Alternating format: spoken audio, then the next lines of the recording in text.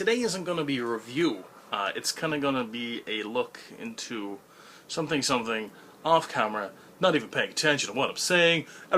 Howdy, my name is Stee and welcome to my movie menu. Today isn't going to be so much a review as kind of a look into how Hollywood works and how they interpret stories and how film and stories in general, even fairy tales, stick along this kind of pattern as well. Now, anybody out there who's ever seen more than one movie will kind of start to notice a pattern.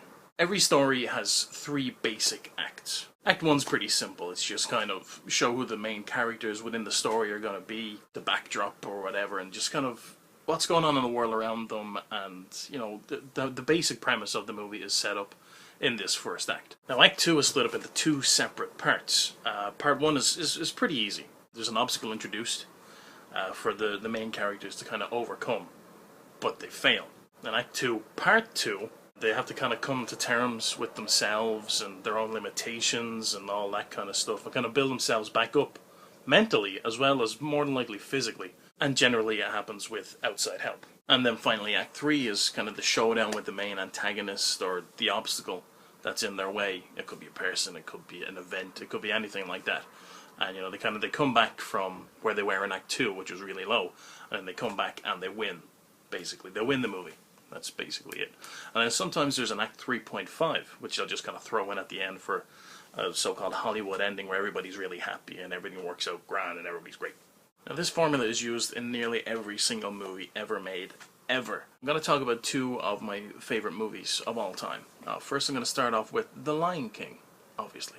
So, following these rules, in Act 1, Simba's born. You're introduced to his family. You're introduced to the world around them. And you're kind of given the basic premise of the film, which is Simba is to become the new king. In Act 2, Part 1, something bad happens. His dad is killed. Then the obstacle that's introduced is that he gets blamed for it, so he ends up running away. Then in Act 2, Part 2, he meets Timon and Pumbaa, the outside help. And then time comes to terms with who he's supposed to be, which is the new king. Then in Act 3, he comes back, fights Scar, Scar dies, and wins the movie. And then this film has an Act 3.5 as well. At the end of it all, after everybody's gone and done and dusted, they have their own baby, and then that leads on and so on and so forth. Boom! Venue change. And the second movie I want to talk about is one of my all-time favorite kind of live-action films, and that's Biodome. Probably one of the best buddy comedy films you'll ever see in your life ever. It stars Pauly Shore and Stephen Baldwin, and it came out when I was a kid. Okay, Act 1, you're introduced to the characters, you're introduced to the world around them, you see the people in their lives, you see their girlfriends, you see them, and the general area of where they are. Then towards the end of Act 1, you see them getting trapped in the biodome. Therein lies the premise of the film. Okay, so they're in the biodome, and then Act 2, Part 1 happens, which is the bad thing.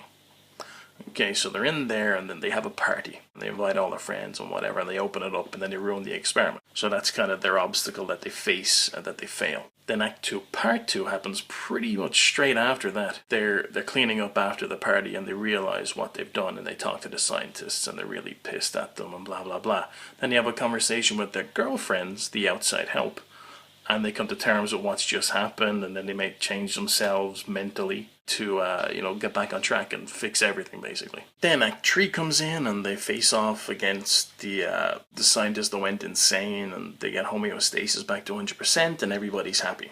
So everything, they've won the movie, as expected. Now, the reason I chose those two movies is because I've seen them dozens and dozens of times, and I know the ins and outs of the movies themselves. But this formula can be used for nearly everything. That new book that's coming out that you want to get, new movie that you really, really want to see, chances are you've already seen it.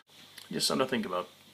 And this concludes another episode of Stee's Movie Menu. Thank you for joining me. Bye now. At least that didn't take 4 hours like the last one.